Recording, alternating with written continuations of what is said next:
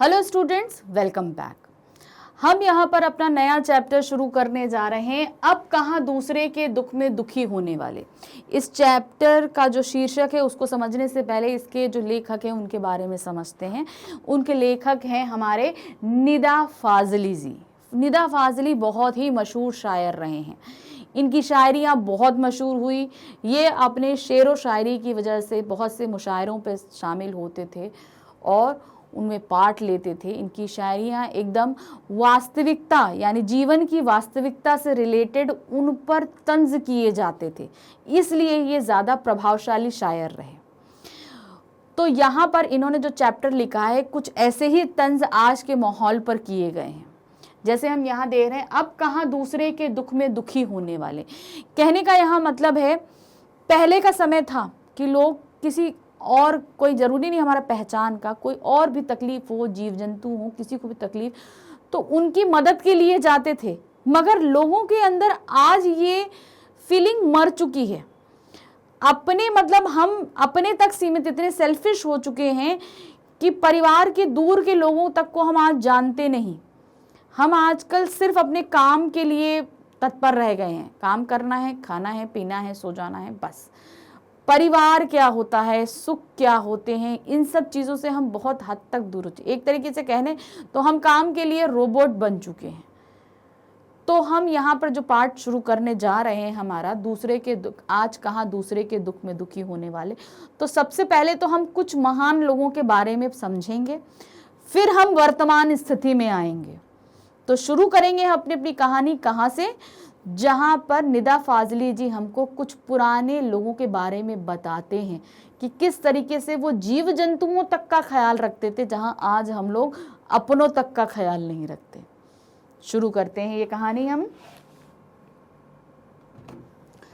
पाठ शुरू होता है। पाठ के लेखक का नाम, लेखक ने मानव द्वारा अपने स्वार्थ के लिए किए गए, धरती पर किए गए अत्याचारों से अवगत कराया है कि मतलब हमने अपने फायदे के लिए आजकल सब कुछ तबाह किया, परिवार तोड़े, सब कुछ किया, यहाँ तक कि आज हमने अपने फायदे के लिए अपनी धरती को भी नुकसान पहुँचाया है और जिसके फलस्वरूप हम बहुत सी चीज़ें झेल रहे हैं।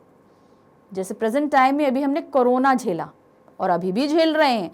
तो कोरोना जैसी बीमारी क्यों आई? फायदे के लिए डेवलप की गई थी और जो बाय चांस फैल गई। तो ये हम सभी जानते हैं कि कैसे फैली, क्या हुई, कि हम वो सब चीज़ें कर रहे थे जो हमें नहीं करनी चाहिए। तो उसी तरीके से मानव ने अपने फायदे के लिए पर्यावरण को इस हद तक नुकसान पहुंचा लिया है कि कहीं ज़्यादा सर्दी, कहीं गर्मी, कहीं कुछ, आए दिन कुछ न कुछ हमें सुनने को मिलता ही रहता है। तो ये सब चीज़ें क्या है, पर्यावरण संतुलन बिगाड़ा मनुष्य ने अपने फायदे के लिए। चलिए देखते हैं आगे। पाठ में बताया गया है कि किस तरह मानव की ना मिटने वाली भूख ने धरती के तमाम जीव जंतुओं के साथ खुद के लिए भी मुसीबत खड़ी कर दी है। मतलब हमने अपनी चाहत के लिए इतना नुकसान पहुंचाया कि जीव जंतुओं को तो नुकसान हुआ ही हुआ है, साथ में हमने भी भविष्य के लिए अपने लिए बहुत बड़े बड़े गड्ढे खोद लिए हैं। अब कहानी शुरू करते हैं हम अपने पुराने लोगों से। वो कुछ एग्जाम्पल्स देंगे कुछ लोगों के, पहले हम वो समझेंगे, फिर हम नुकसानों की तरफ चलेंगे। ईसा से 1025 वर्ष पहले की बात है, बहुत समय पहले की बात है। एक बादशाह थे जिनका नाम बाइबल के अनुसार, बाइबल हमारी बहुत ही पाक ग्रंथों में से एक है, क्रिश्चियंस की बुक, उनमें जो उनके अनुसार सोलोमन था। उन्हें कुरान में सुलेमान कहा गया, मतलब बाइबल में उन्हें सोलोमन कहा गया और कुरान में उन्हें सुलेमान कहा गया। वह सिर्फ मानव जाति के ही राजा नहीं थे, बल्कि सभी छोटे बड़े पशु पक्षियों के भी राजा थे। मतलब वो सिर्फ इंसानों की देखभाल नहीं करते थे, पशु पक्षी भी उनके लिए उतने ही प्रिय थे जितना एक इंसान प्रिय होता है। इन सब की भाषा जानते थे, वो सभी पशु पक्षियों की भाषा जानते थे, समझते थे। आज भी अगर आप कुछ कोशिश करेंगे, किसी, ये ज़रूरी नहीं है कि वो चीची चीची बोल रहा है तो हम भी चीची चीची बोलें, नहीं। एक बार अगर प्यार से हम किसी भी जीव जंतु की तरफ देखें, वो हमारे पास ऐसे ही चला आएगा। हमेशा क्या है, दिल में प्यार होना। आप ट्राई करें कभी ऐसा, तो कोई भी जीव जंतु आपके उस प्यार को बखूबी समझेगा। चाहे कोई चिड़िया हो, गिलहरी हो, कबूतर हो, कोई भी हो, एक बार अगर हमने प्यार दिखाया तो वो हमेशा, पक्षी जंतु हमसे दूर क्यों भागते हैं? क्योंकि वो हमसे खतरा महसूस करते हैं। अगर वो खतरा हमसे हट जाए, वो होता ना कि एक सेंसेस पहचानते हैं, तो जीव जंतु जब हमसे सेंसेस ऐसी ग्रैब करते हैं कि नहीं हमें इनसे कोई नुकसान नहीं है, तो वो अपने आप हमें कोई नुकसान नहीं पहुंचाएंगे और ना खुद को वो समझेंगे कि हम डेंजर में हैं। ठीक है, ट्राई करिएगा कभी ये चीज़। तो क्या बताया, वो सबकी भाषा जानते थे। एक बार वे अपने लश्कर के साथ रास्ते से गुजर रहे थे। लश्कर मतलब आप वो जा रहे थे और साथ में कुछ घुड़सवार लोग और भी थे, कुछ लोगों का काफिला टाइप का था, उसके साथ ये गुजर रहे थे। उस रास्ते में कुछ चींटियां घोड़ों की टापों की आवाजें सुनकर अपने बिल की तरफ वापस चल पड़ी। कंपन जो होता है ना, आप वाइब्रेशन जो होता है ना, जब कोई चले तो वाइब्रेट करती है, तो जब घोड़ों की टापों की आवाज आई तो उसके वाइब्रेशन जो चींटियां थी वो वापस अपने घर की तरफ चल पड़ती हैं। इस पर सुलेमान ने उनसे घबराने को ना कहते हुए कहा कि खुदा ने उन्हें सबका रखवाला बनाया है। उन्होंने चींटियों तक से बोला कि मुझसे डरने की जरूरत नहीं, मैं तुम्हें नुकसान नहीं पहुंचाऊंगा, मैं सबका रखवाला हूं। मतलब मैं जहां इंसानों की देखभाल करता हूं, जीव जंतु की, वहां तुम भी हमारे लिए उतने ही अजीज हो। वे मुसीबत में नहीं है बल्कि सबके लिए मोहब्बत है। मतलब वो बोलते हैं कि आप चींटियां मुसीबत में नहीं हैं, आप हम सभी के लिए मोहब्बत लेके आती हैं। चींटियां हमेशा वहां पर जाती हैं, आप ध्यान रखिएगा, जहां संपन्नता होती है। चींटियां संपन्नता का प्रतीक मानी जाती हैं। जहां वीराना होगा वहां चींटियां कभी नहीं आएंगी। जहां पर खुशहाली होगी, संपन्नता होगी, वहीं पर चींटियों का वास होता है। तो बोलते हैं ना, तो चींटियों को एक मोहब्बत का प्रतीक माना। उन्होंने कहा कि आप मोहब्बत का प्रतीक है। चींटियों ने उनके लिए दुआ की और वे आगे चले गए। चींटियों ने मतलब अगर हम उनके लिए हैं तो जीव जंतु भी हमारे लिए उतनी ही दुआ करते हैं, क्योंकि आत्माएं तो सभी में एक है। तो वो आगे चले गए। ऐसी एक घटना का जिक्र करते, अब यहाँ पर उन्होंने एक बताया, सुलेमान यानी सुलेमान जी के बारे में बताया, बादशाह थे। अब हम सिंधी समाज की तरफ चलते हैं। सिंधी भाषा के महाकवि शेख अयाज ने अपनी आत्मकथा में लिखा है, उन्होंने अपनी आत्मकथा लिखी कि एक दिन उनके पिता कुएं में नहाकर घर लौटे। यानी अपने पिताजी के बारे में लिखा उन्होंने कि एक दिन उनके पिताजी कुएं से नहाकर घर लौटे और उनकी माँ ने, यानी पिताजी की माँ ने खाना परोसा थाली में, और जैसे ही उन्होंने एक टुकड़ा तोड़ा, उन्होंने देखा कि उनकी बाजू में एक चींटा चल रहा है। चींटी से थोड़ा सा बड़ा काला काला रंग का होता है, चींटा चल रहा है। तो उन्होंने तुरंत उसी समय खाना छोड़ दिया। देखिए तो क्या हुआ, कुएं से नहाकर घर लौटे तो माँ ने भोजन परोसा। जब उन्होंने रोटी का एक कौर तोड़ा तभी उन्होंने अपनी बाजू पर एक काला च्योटा रेंगता दिखाई दिया। भोजन छोड़कर उठ खड़े हुए, तुरंत उन्होंने भोजन छोड़ दिया और उठ खड़े हुए और पहले उस बेघर हुए च्योटे को वापस उसके घर कुएं पर छोड़ के आए। मतलब वो कुएं पे नहाने गए थे, अब कुएं से चल के घर पे आए खाना खाने के लिए। अब तो चींटा तो हमारे लिए तो जरा दूर है, लेकिन चींटे के लिए तो बहुत दूर हो गया। तो वो दोबारा गए उस चींटे को उसके घर तक यानी कुएं तक छोड़ने के लिए, कि जाके कुएं बाजू से उस चींटे को उठा के उस कुएं पर छोड़ आए। बाइबल और अन्य ग्रंथों में नूह नामक एक पैगंबर का जिक्र है। देखो अब यहाँ पर सिंधी समाज के एक लेखक ने अपनी आत्मकथा में अपने पिताजी के बारे में बताया। उससे पहले हमने बाइबल और कुरान में एक सुलेमान और सोलोमन नाम के उनके बारे में पढ़ा।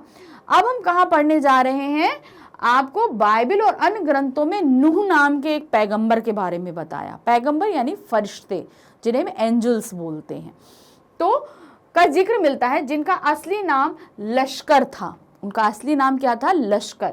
परंतु अरब में उन्हें नूह नाम से याद किया जाता है। क्यों याद किया जाता है? क्योंकि वो अपनी सारी उम्र रोते रहे। अब ऐसा कुछ तो उनके साथ घटित हुआ कि वो सारी उम्र रोते रहे।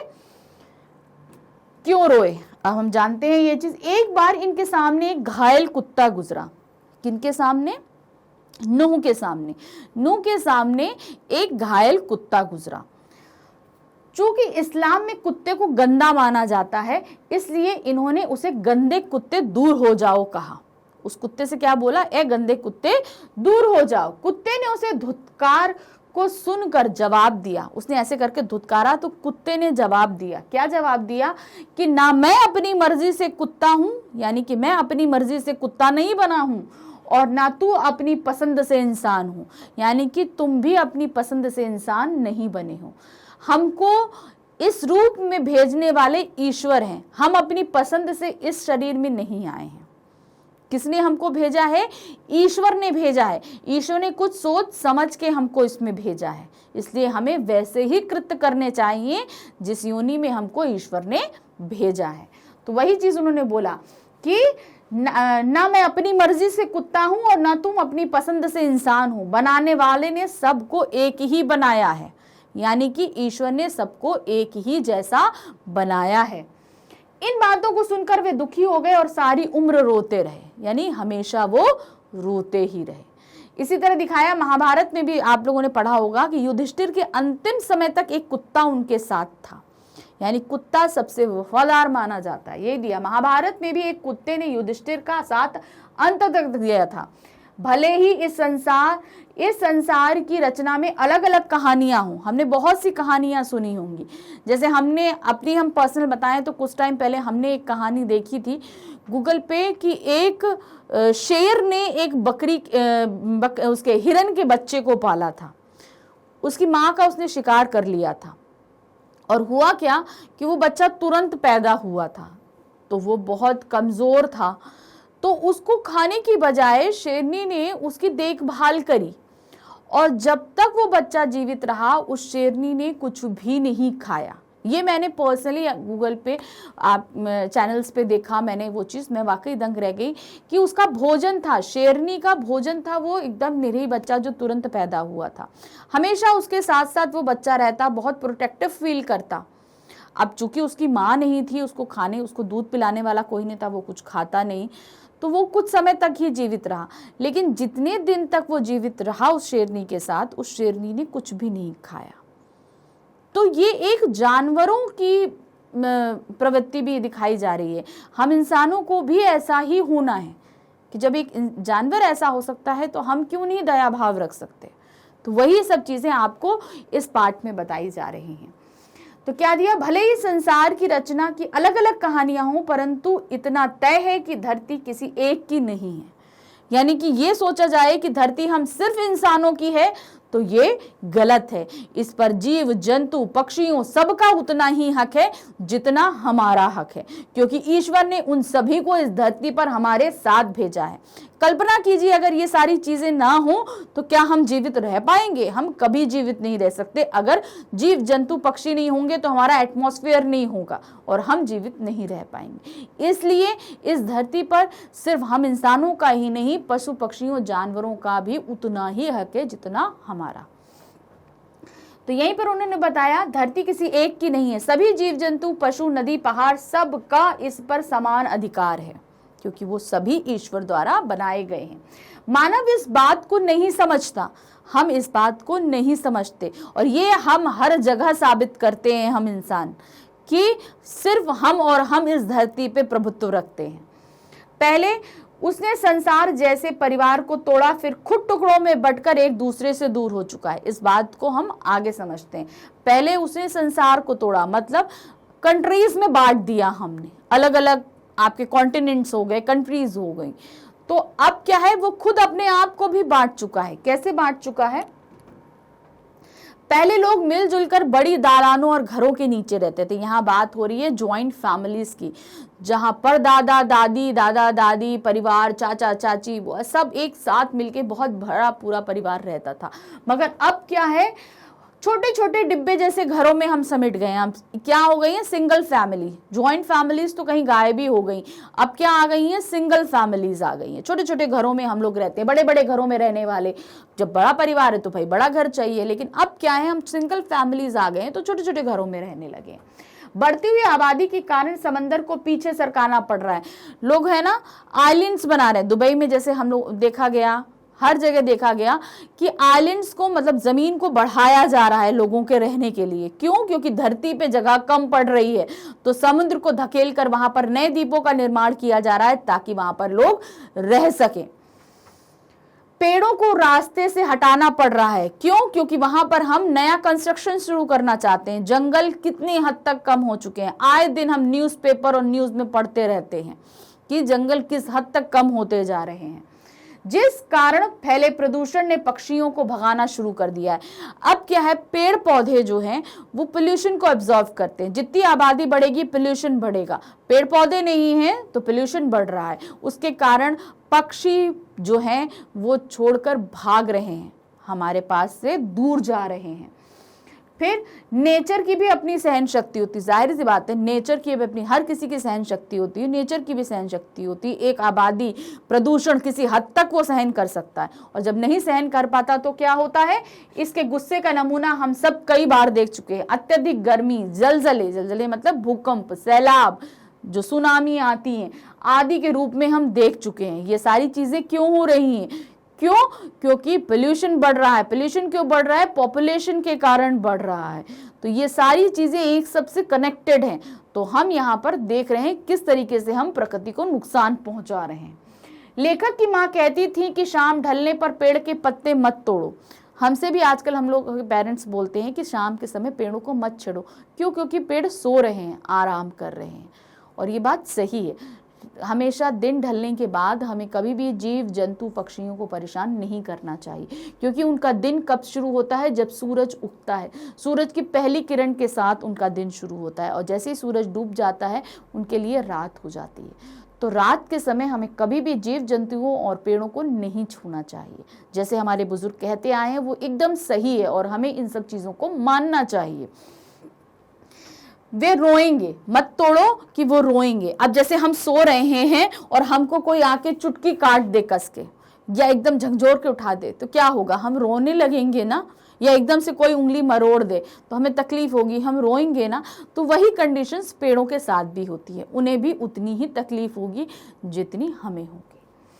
दिया बाती के वक्त फूल मत तोड़ो, दरिया पर जाओ तो सलाम करो। दरिया मतलब कि आप जब कभी समुद्र या नदी के पास से जाएं तो हाथ जोड़ें। होता है ना, गंगा नदी हमारी पूजनीय नदी मानी जाती है। क्यों नहीं हम सारी नदियों को पूजनीय मानते हैं? वो हमें भी उतना ही जल देती हैं जितनी गंगा नदी देती हैं। तो पानी का हर एक स्रोत हमारे लिए उतना ही पूजनीय है जितना कि ईश्वर, क्योंकि वो हमें जीवन दे रहे हैं। और क्यों बोला जाता है हाथ जोड़िए? क्योंकि उन्होंने हमें जीवन दिया है। जैसे हम अपने माता पिता को पूजनीय मानते हैं, उनके पैर छूते हैं। क्यों? क्योंकि उन्होंने हमें जीवन दिया। लेकिन उस जीवन को हम आगे बढ़ा कैसे रहे हैं? पानी, भोजन, जल, इन सब चीजों से। तो जो ये सारी चीजें हमें जिनसे प्राप्त हो रही हैं वो भी तो हमारे लिए उतने ही पूजनीय हैं जितने माता पिता। तो इसलिए कभी भी किसी नदी या तालाब के पास से निकलिए तो उन्हें प्रणाम करिए। क्यों प्रणाम करिए? क्योंकि वो हमें जीवन देने का काम कर रहे हैं। कबूतरों को मत सताया करो। पक्षी यानी कबूतर ही नहीं, सभी पक्षियों को मत सताया करो। मुर्गे को परेशान मत करो, वह अजान देता है। अजान देता है मतलब वो सुबह का काम कर रहा है अपना। घड़ी तो अब होती है, पहले तो घड़ियां नहीं होती थी। हम अलार्म लगा के आजकल इतने आराम से सो जाते हैं, मगर पहले तो अलार्म नहीं होते थे। पहले कैसे उठते थे? ये मुर्गे की अजान के साथ लोग उठते थे। तो मुर्गा भी हमारे लिए उतना है, क्योंकि वो अगर अजान नहीं देता तो लोग क्या जल्दी उठ पाते? आज सपोज करिए कि हमारे पास घड़ी ना हो और हम सुबह ना उठ पाए अलार्म लगाने के लिए, तो हमारा दिन कितना पीछे हो जाएगा। तो वही हम अब जब आज हम घड़ी के लिए इतनी अहमियत देते हैं, मोबाइल में लगे अलार्म के इतनी अहमियत देते हैं, तो वही अहमियत मुर्गे की भी है। बस एक पल वो आप इमेजिन कीजिए कि जिस पल हमारे पास घड़ी नहीं हो तो हम सुबह जल्दी नहीं उठ पाएंगे, हम जल्दी स्कूल नहीं जा पाएंगे, या जल्दी कोई ऑफिस नहीं पहुंच पाएगा, काम पे नहीं जा पाएगा, सुबह खाना जल्दी नहीं बन पाएगा। तो वो सारी सिचुएशन कितनी ज़्यादा भयानक होगी। तो ये उस समय, जब पहले समय में जब घड़ी नहीं होती थी तो मुर्गे ये काम करते थे, इसलिए मुर्गे भी उतने ही इम्पोर्टेंट थे। जैसे आज घड़ी खराब हो जाए हम तुरंत जाते हैं बनवाने के लिए, तो मुर्गे को हम क्यों सताएं? मुर्गा भी तो हमारे लिए उतना ज़रूरी था। तो लेखक बताते हैं कि उनका ग्वालियर में एक मकान था। अब लेखक अपने बारे में, यानी निदा फाजली जी अपने बारे में बताने शुरू करते हैं। उस मकान के दालान के रोशनदान में कबूतर के एक जोड़े ने अपना घोंसला बना लिया। जब वो अपनी माँ के साथ रहते थे ग्वालियर में, तब की बता रहे हैं। तो एक घोंसला बना लिया रोशनदान में, रोशनदान होते ना दरवाजे के ऊपर लगे होते, रोशनदान में घोंसला बना लिया। एक बिल्ली ने उचक कर 2 में से एक अंडे को गिरा के तोड़ दिया। उसके अंदर 2 अंडे थे, 2 अंडे में से एक उसने गिराकर तोड़ दिया। लेखक की जो माँ थी, उन्होंने उस अंडे को जब बचाने की कोशिश करी तो गलती से वो दूसरा अंडा भी गिर के टूट गया। इसकी माफ़ी के लिए उन्होंने दिन भर कुछ नहीं खाया और नमाज अदा करती रही, कि ईश्वर से मांगती रही। क्यों? क्योंकि उनसे एक हत्या हुई थी। इस कदर वो दुखी हो गई थी कि वो पूरा दिन रोती रही, उन्होंने कुछ खाया पिया नहीं और भगवान से सिर्फ माफ़ी मांगती रही। सिचुएशन आप एक इमेजिन करिए कि वो तो एक कबूतर था, एक माँ से अगर उसका बच्चा जुदा हो जाए तो वही कंडीशन कबूतर के साथ थी। उसके साथ भी उसके दोनों बच्चे एक ही दिन में उसके पास से दूर हो गए थे। तो जो इंसानों के लिए फीलिंग होती है वही कबूतरों के अंदर भी फीलिंग होती है, बस हमारे अता करने की जो है वो अलग अलग तरीके होते हैं, हम किस चीज को कैसे बयां कर रहे हैं।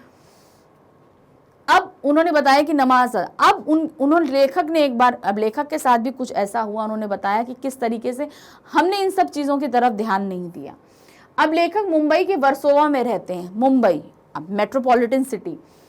पहले यहाँ पेड़ परिंदे और दूसरे जानवर रहते थे, परंतु अब यह शहर बन चुका है, मतलब पेड़ वेड़ कम हो गए। जैसे शहर मतलब इमारतें खड़ी होती गई तो पेड़ कम होते गए।